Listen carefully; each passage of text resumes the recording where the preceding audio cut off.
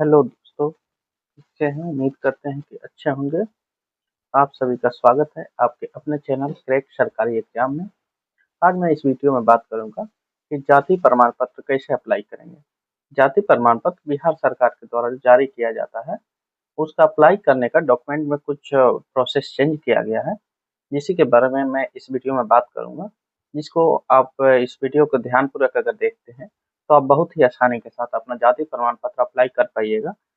अगर आप वीडियो नहीं देखते हैं, किसी भी पार्ट को स्किप कर सकते हैं, तो हो सकता है कि आपका आवेदन रिजेक्ट हो जाए।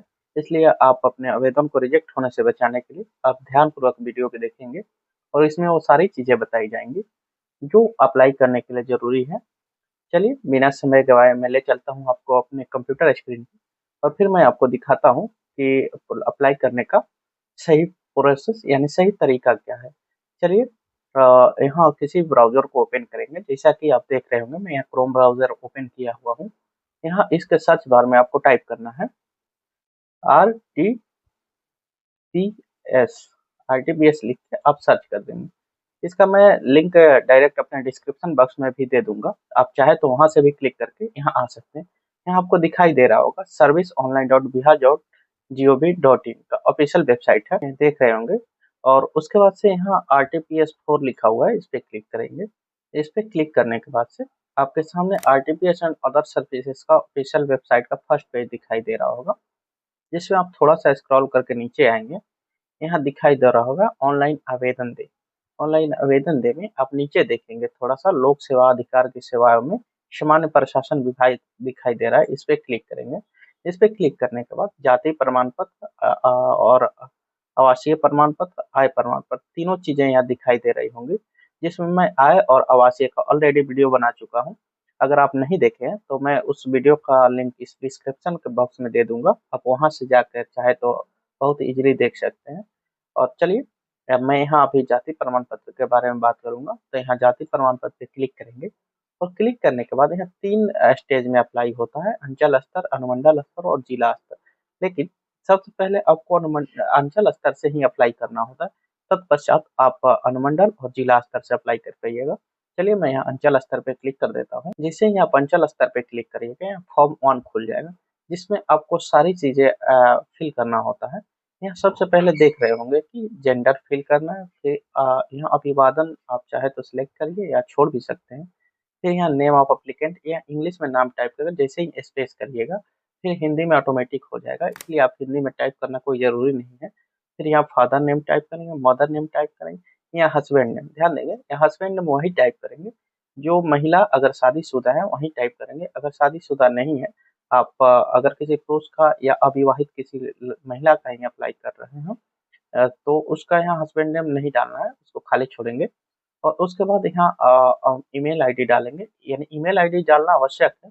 अगर नहीं डालते हैं तो ये बनाने के बाद आपके ईमेल पे प्राप्त होता है तो नहीं प्राप्त होता रहेगा, इसलिए आप इसको डालिएगा। और उसके बाद मोबाइल नंबर डाल के जैसे ही बाहर आप कहीं भी आप क्रॉसर टच करिएगा तो आप जो भी यहाँ मोबाइल नंबर दीजिएगा उस पर एक ओटीपी भेज दिया जाता है, जिसको वेरीफाई करना होता है। और उसके बाद से यहाँ स्टेट यानी कि परमानेंट एड्रेस सिलेक्ट करना है, जिसमें सबसे पहले आप स्टेट सिलेक्ट करेंगे, यहाँ डिस्ट्रिक्ट सिलेक्ट करेंगे, यहाँ अनुमंडल सिलेक्ट करेंगे, फिर यहाँ से प्रखंड सिलेक्ट करेंगे। और इसके बाद यहाँ types of local body select करेंगे, जिसमें आप देख रहे होंगे ग्राम पंचायत, नगर निगम, नगर पंचायत, नगर परिषद, ये सारी चीज़ें दी हुई है। आप अपने हिसाब से जो भी है आप सिलेक्ट कर लेंगे। उसके बाद यहाँ वार्ड नंबर टाइप करेंगे, यहाँ विलेज का नाम टाइप करेंगे, यहाँ पोस्ट ऑफिस टाइप करेंगे, यहाँ थाना सेलेक्ट करेंगे और यहाँ पिन कोड डालेंगे। और पिन कोड डालने के बाद से यहाँ आधार नंबर का एक सेक्शन दिखाई दे रहा होगा, जिसको आप खाली छोड़ेंगे।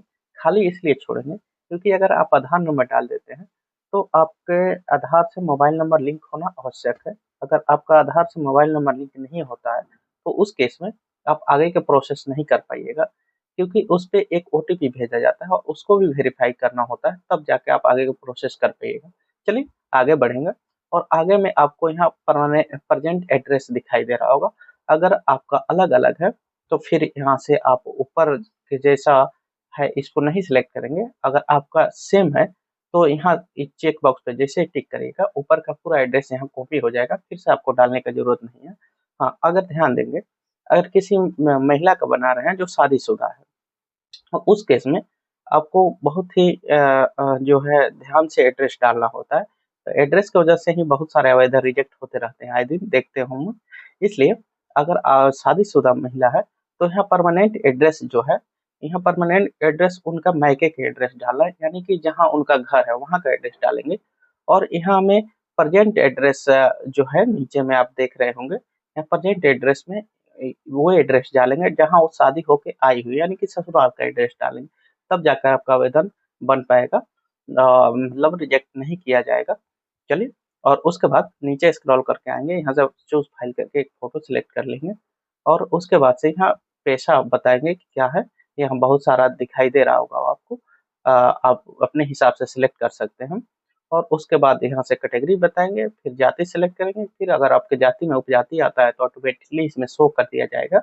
और थोड़ा सा स्क्रॉल करेंगे, यहाँ दिखाई दे रहा होगा आपको, ये जो बक्स आपको दिख रहा है ये नया ऐड किया गया है, ये पहले नहीं होता था इसमें।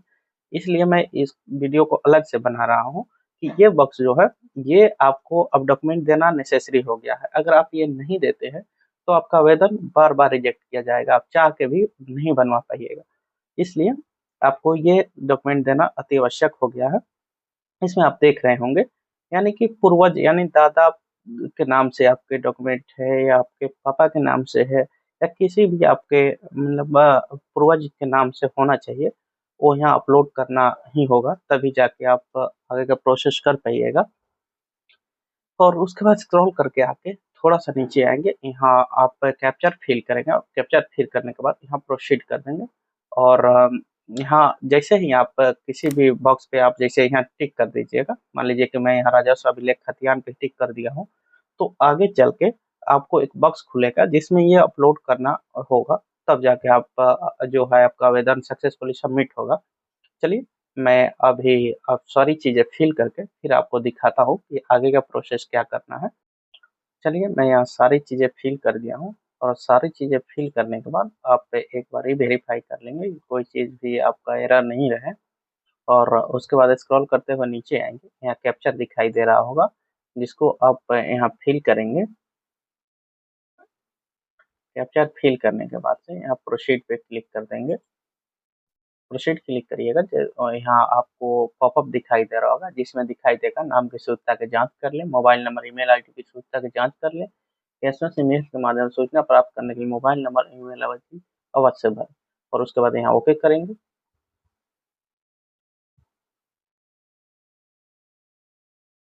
जैसे ही ओके करिएगा, आपके सामने आपका प्रीव्यू पेज खुल जाएगा जिसमें आपके द्वारा दिया गया सारी चीज़ें दिखाई दे रही होंगी।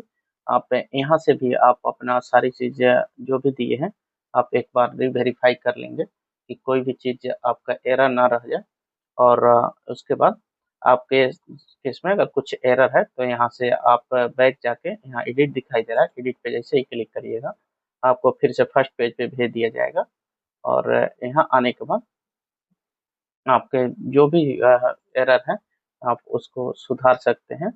और सुधारने के बाद से और उसके बाद नीचे आएंगे फिर, और नीचे आने के बाद से यहाँ कैप्चर टाइप करिएगा,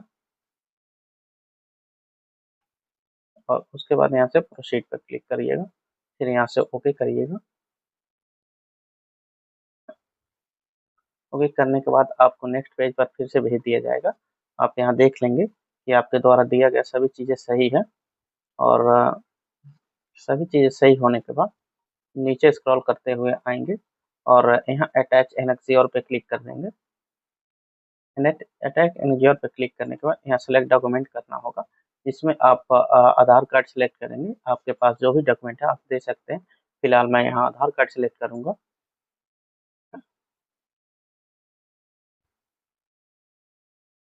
आधार कार्ड सेलेक्ट करने के बाद यहाँ राजस्व अभिलेख में आप दस्तावेज जो है, जैसे कि आपका जमीन का जो भी डॉक्यूमेंट है आप यहाँ अपलोड कर सकते हैं। फिलहाल चलिए मैं यहाँ से अपना दस्तावेज सेलेक्ट कर लेता हूँ। दस्तावेज सेलेक्ट करने के बाद सेव इन एक्सियोर पे क्लिक कर देंगे, और यहाँ से आपका डॉक्यूमेंट सेव हो जाएगा, यहाँ देख रहे होंगे। और उसके बाद से यहाँ सबमिट पे क्लिक कर देंगे। सबमिट पे क्लिक करने के बाद से थोड़ा सा स्क्रॉल करके नीचे आएंगे, एक्सपोर्ट टू पीडीएफ पे क्लिक कर लेंगे और इस तरह से आपका अप्लाई प्रक्रिया पूर्ण हो जाएगा। और अगर आपको किसी भी तरह से कोई समस्या आया हो अप्लाई करने में तो आप कमेंट में पूछ सकते हैं। अगर आपको वीडियो अच्छा लगा है, हेल्पफुल लगा है तो चैनल को लाइक, सब्सक्राइब और शेयर जरूर करें और धन्यवाद।